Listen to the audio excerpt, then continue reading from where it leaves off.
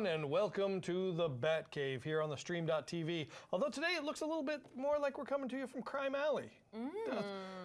So if you see anyone sneaking up on us, please let us know at the hashtag welcome to the Batcave, because that could be very, very dangerous. We are live here on theStream.tv. I'm Daniel Pickett from Action Figure Insider. I'm here with my lovely co-host, Tatiana Hollander from the Flash Podcast. Yes. And we're going to be talking all things Batman. We're going to dive right in. We're going to start with some comic book news. Yeah. We got a few little teasers this week. Right. Or actually, this is not so much a teaser, but just talking generally about the current arc of Justice League, which is Outbreak. And someone in the most recent Justice League issue was hacking into Batman's, Batcave computers and taking over the systems, including Cyborg's system, right? And now we've learned that they can reprogram the Green Lantern's rings to attack other Justice League members. That is not good. No, it's not good. And I have to say that I'm actually not a big fan of the current run of Justice League. I know, it's horrible. It's all right. But this I mean, the teaser they sent out for this week. This one, very Batman heavy. It yes, seems. I liked seeing Batman and Alfred interacting, and it feels very real to their characters, which I have to say that thus far Justice League hasn't necessarily felt like it was really getting to the nitty-gritty of the different Justice League characters. So I'm glad to see a little bit more of Bruce, who's been kind of a non-entity so far. Right. But the whole rebirth, just sort of relationship between Bruce and Alfred, yes. I think a lot of people are very charmed by it. So to see it carry out of the regular Bat books into Justice League, I think people are excited by that. But as you mentioned, the current sort of arc of Rebirth Justice League getting a little bit of mixed reviews. Yeah, I'm seeing like people are kind of like losing patience with it. So I don't know, you guys can let me know what you think about it so far. In the comics, if you've been reading it, I'm kind of like on the fence about dropping it or not, since I get my Batman fill from Batman and Detective Comics. Yeah, are you digging Justice League? Let us know. What is it you like about it? And if you don't like it, let us know that too, because I love talking about not liking Justice League. But we also have a preview for the grand finale of Batman 66, meeting Steed and Mrs. Peel. Yes. And this man knows all about that, I assume. Right, so this is another one of those great crossovers where they are interacting with another show of that time, which in this case would be The Avengers, which was a British TV show that did come over to America. And it was, well, you seem confused by that. I'm not confused. I am confused. I definitely thought when it said The Avengers, I was like, it's a Marvel crossover? It is not a Marvel crossover, no. Now you can continue. Yes, so there was a TV series that ran in the UK from 61 to 69, and it was British spies. There was the one guy that was sort of the older, straight-laced spy that, they still had gadgets. Steed carried like an umbrella that could do stuff. And Emma Peel was the more sort of mod hipster with her, leather go-go boots and her mini skirts and stuff. So they were kind of an odd couple. Yeah. So, it's cool to see. They did actually on the show, they did a crossover in 66 Batman with the Green Hornet. That was a show at the time. So to sort of carry that idea into these comics and have them interact with another show of that era, I think it's a pretty cool idea. Yeah, anytime I read like any piece of these Batman 66 or Wonder Woman 77 in comics, it's always so much fun, even when I don't know what's going on, because I didn't really watch Batman 66. But there's still time. Yes, there's still time. The DVDs are, after 50 years, the DVDs are out there now. and now I'm gonna start, but I've only ever seen clips or, heard about it, and of course, read various comics that include it. And it's always just like, it doesn't take me back to anything, but it does make me feel lighter. Excellent, yes. Yes, indeed. So in other sort of TV news, we started to get some clips from the upcoming Justice League action animated series, something that I've been pretty excited about. Warner Brothers animation group getting a Justice League back together and showing off a pretty wide range of characters in some of the initial teases that they did at the conventions. We did get promo, I think at Comic-Con this year, but now we're seeing some clips from the episodes. I know that the format for this is going to be those sort of shorter 15-minute cartoons, kind of, the Adventure Time sort of format. But, we're getting some great stuff. We're getting Kevin Conroy back as Batman, and Mark Hamill great. back as Joker. And it's a lighter, you're going to get to hear like the lighter side of Mark Hamill's Joker now after, killing Joke and all that good stuff. Yeah, but they're showing, a pretty wide range of characters. We see like Dr. Fate, we see Snapper Carr, some great heroes, some great villains. Yeah. It does seem to be, if you were a fan of like the Batman animated series, Superman animated series, Justice League Unlimited, this does seem to have a lighter tone, more sort of like Teen Titans Go, the current Teen Titans animated series. Sort of wackier. As a matter of fact, the Cyborg is played by the same actor. It's Carrie Payton, right? Yeah. So, like in the clips, we see one particularly like Kronos played kind of like, I don't know, he sounds almost He sounds very dorky. He sounds very like, sort of Jerry Lewis. Yeah. Like, with the time bombs, you But Toyman sounded appropriate. He sounded like a Toyman should. Yes. Yes. But yeah, it'll be interesting to see how it goes. It will, yeah. I'm still, I'm not trying to bash. I will absolutely give it a shot. I am a little more than slightly disappointed that Aquaman is not going to be in the first season at all. But I'll certainly give it a shot. I love a lot of the guys working on it, and just seeing all these great DC characters. Like Batman: Brave and the Bold certainly had a lighter tone, but they told some fantastic stories. Just the longer that show went, the better it got. Yeah, so, and even with the shorter time span, like 15 minutes or so, you still can have some really tight storytelling there if you do it right. For me, I've always sort of felt like from Justice League on, every single DC animated show really kind of struggled to find its voice in the first season, and by the second season, by golly, they were off and running and all fantastic. So please tune into this, give it some time. If you want a more serious Justice League, we know Young Justice is coming back for season 3. Wait. We mentioned that last week. I just want to skip ahead to that, but that's okay. Yeah, I'm going to wait and be patient. So it'll be something for everyone. We'll just keep spreading the DC universe wider and wider to all audiences. Yeah. So I think that's speaking of the wider DC universe, yes, we have some commentary from our DCEU stars, right? Yes. Ezra Miller first was talking about Barry's relationship with Bruce, or the Flash and Batman's dynamic. Yes. Which he's very effervescent, right? Ezra feels like the Barry that they're trying to give us in the DCEU. So he was talking about how he's sort of like the young, naive ingenue. But fanboy. Yeah, exactly. So talks about, And Bruce is like aged veteran that's like cynical, right? It's like the innocent one and the jaded one, right? Right. But at the same time, there's like Bruce is looking at, I was gonna call him Ezra. Bruce is looking at Barry like it's a mirror, right? Man on a mirror traveling back in time, mirror warping his perspective, that's showing what he used to be, maybe. Yes. And so maybe that creates even more of a challenge in their dynamic, if you will. Yeah, we saw a little bit of that in the Comic-Con trailer that they put out. It did focus pretty heavily on Bruce and Barry.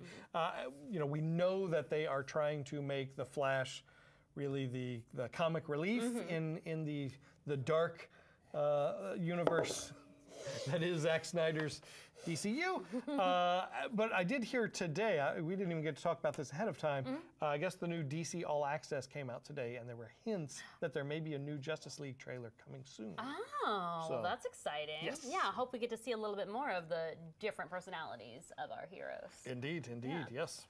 And then in other Bat news, we know that Joe Manganiello, something like that, who will be playing Deathstroke in the Batman movie, he was talking again. Hopefully this is all true and not sort of damage control. Yes, Warner Brothers sort of sending people out saying, say good things about this because of the rumors from last week, saying that he sat down with Ben Affleck to talk about the role. We talked about the movie. His take is fresh, but I think the audience is going to be surprised. He said, because it's a road no one has gone down that is completely integral to who Batman is, and I think it's going to be refreshing, at the same time completely familiar, But it's going to take this franchise in a direction that I think a lot of people are going to be really happy about. It's going to be gritty and action-packed and cerebral, and all of those elements are why people love Batman. Ben's a great director. His last movie that he directed won Best Picture. He's got an Oscar for writing. So all the components to go down as everything is lined up to be a really, really great movie. Not just a superhero movie, but a great movie. I mean, that's true. Like, if you have Ben Affleck sort of at the helm and you can't make it succeed with Ben Affleck, then then there's an issue. So again, we're very hopeful. You Yeah. know, sometimes you worry fresh take means everyone's going to start shouting about their moms being named Martha. why are you like Which- this?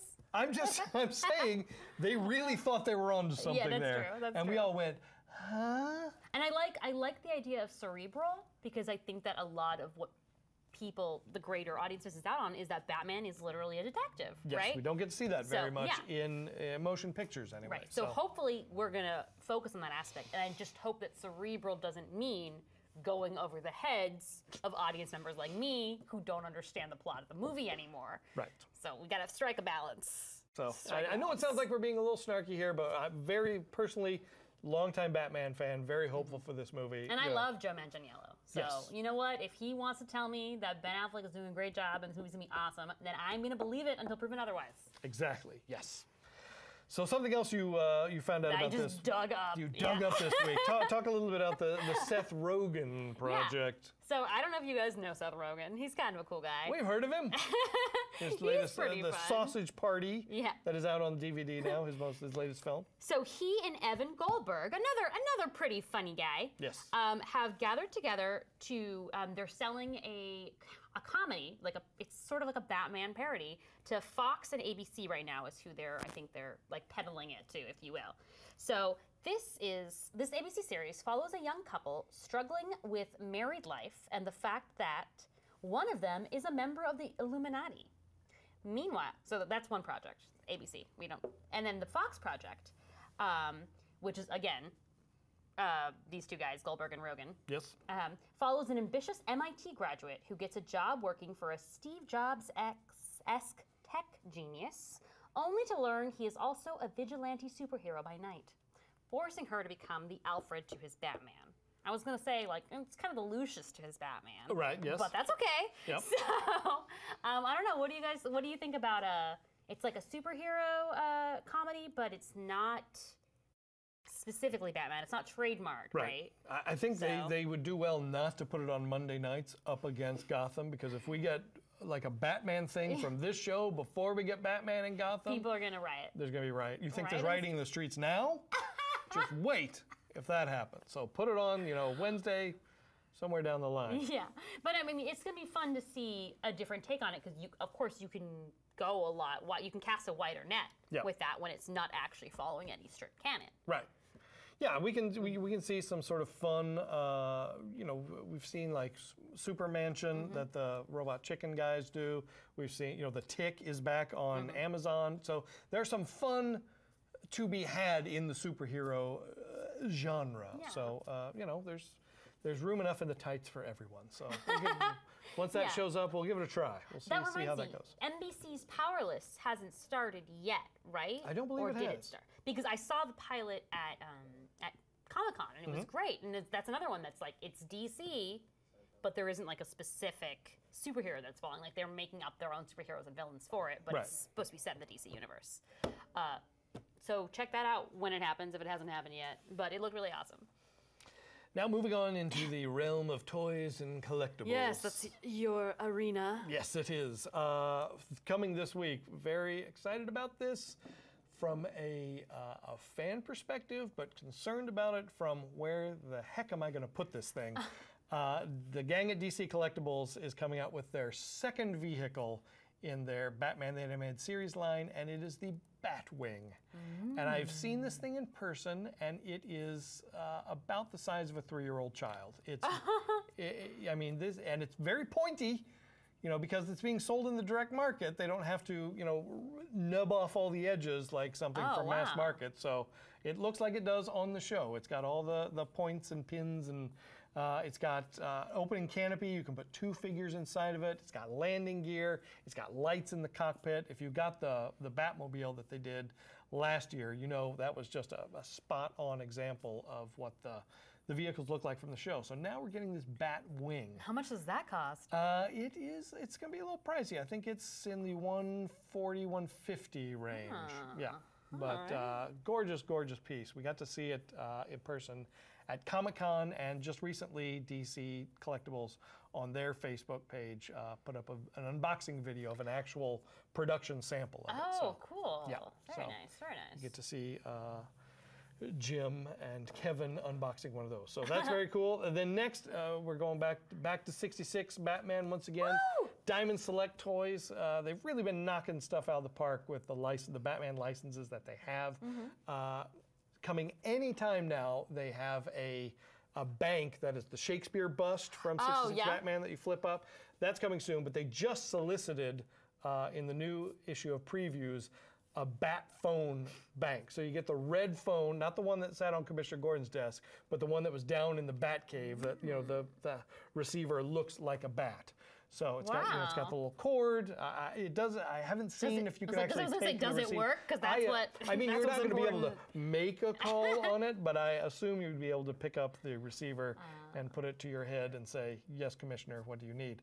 But then it will also be a bank, so you can put your pennies and nickels in it to save up for that Batwing, maybe. There you go. There you go. You can make these items work together. Now, do you have to break the phone when you're gonna buy the Batwing? No, or you don't. There's a little stopper in the bottom, okay, and you just get your loose change right out. Works out for everyone.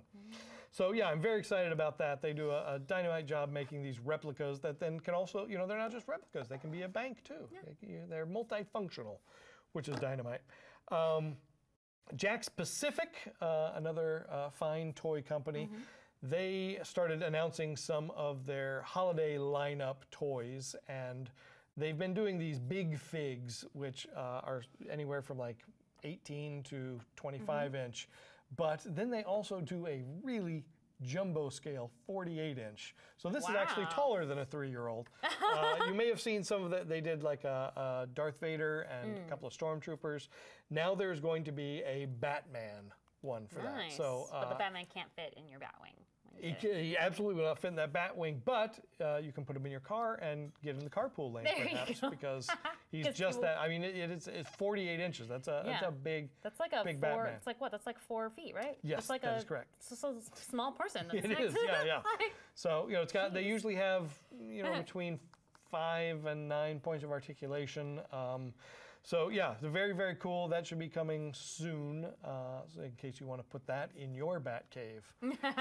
And then finally, we talked a little bit about the other week about DC Collectibles' Batman Black and White statue series.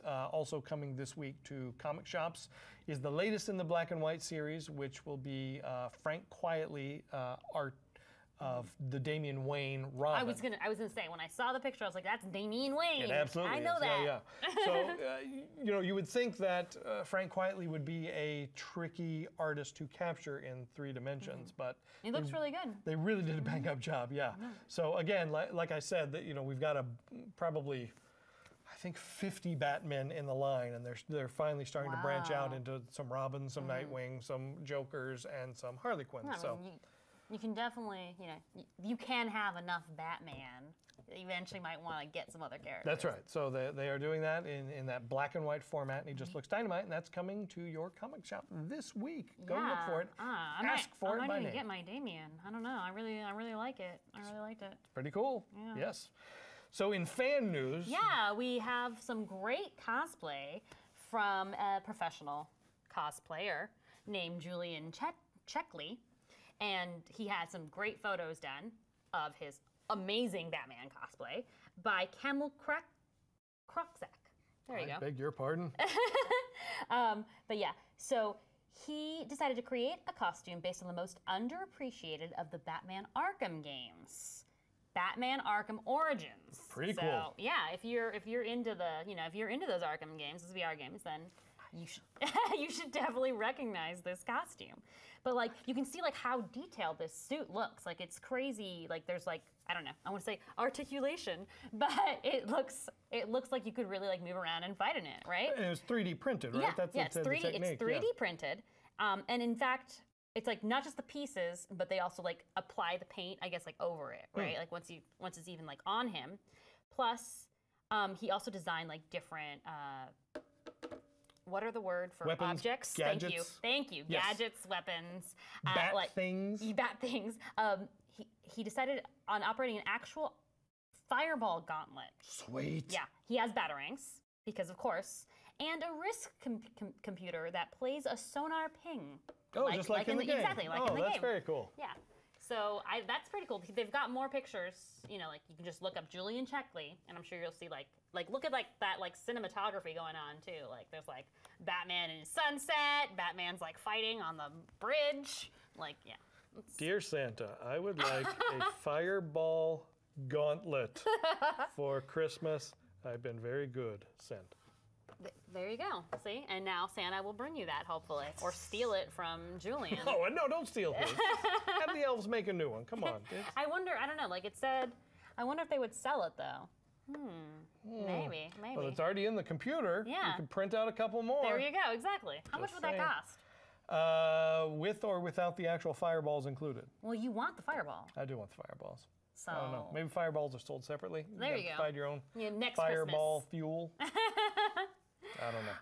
Well, thank you for joining us on Welcome to the Batcave, guys. Absolutely, yes. We will be back next week with all the Bat news fit to print and chat about. Again, if you see anything come up this week Bat-related, let us know with the hashtag Welcome to the Batcave. Thank you all very much for watching, and we'll see you soon. Bye.